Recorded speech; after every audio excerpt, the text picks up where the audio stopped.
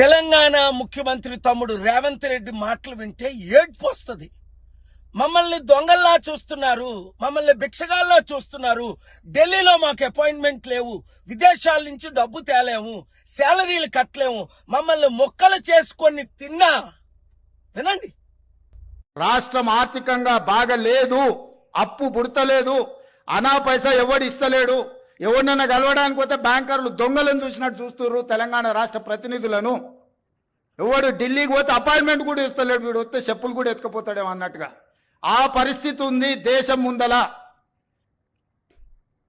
అప్పు పుడితే నేను కూడా ఏదో ఒకటి చేసి తెచ్చిచ్చేటోను, అప్పు పుట్టట్లేదు, ఎవడు బజార్లో నమ్మడం లేదు.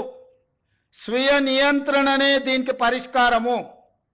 ఉన్నంతలో గౌరవంగా సంసారాన్ని నడిపితే బజార్లో ఎవడైనా నమ్ముతాడు.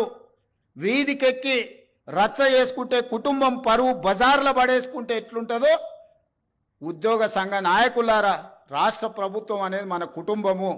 ఈ పరువును బజార్లో మీరు పడేస్తాము అని అంటే కుటుంబ పెద్దగా వద్దు అని నేను విజ్ఞప్తి చేస్తున్నా. విన్నారు కదా, నేను చెప్పాను. పాత అప్పు తెలంగాణ 7 లక్షల కోట్లు, తమ్ముడు రేవంత్ రెడ్డి ముఖ్యమంత్రి అయిన తర్వాత 2 లక్షల కోట్లు. ఈ 10 లక్షల కోట్లకు వడ్డీ ఎవరు కడతారు? అదే పరిస్థితి ఆంధ్రప్రదేశ్లో కూడానా?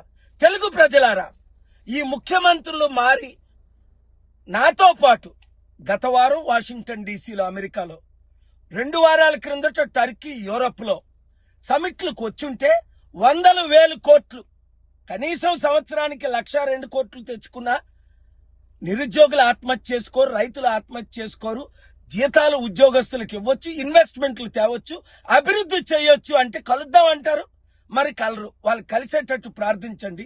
ఈ వీడియో వారికి చేరేటట్టు ప్రతి మీడియా బ్రాడ్కాస్ట్ చేయండి, షేర్ చేయండి.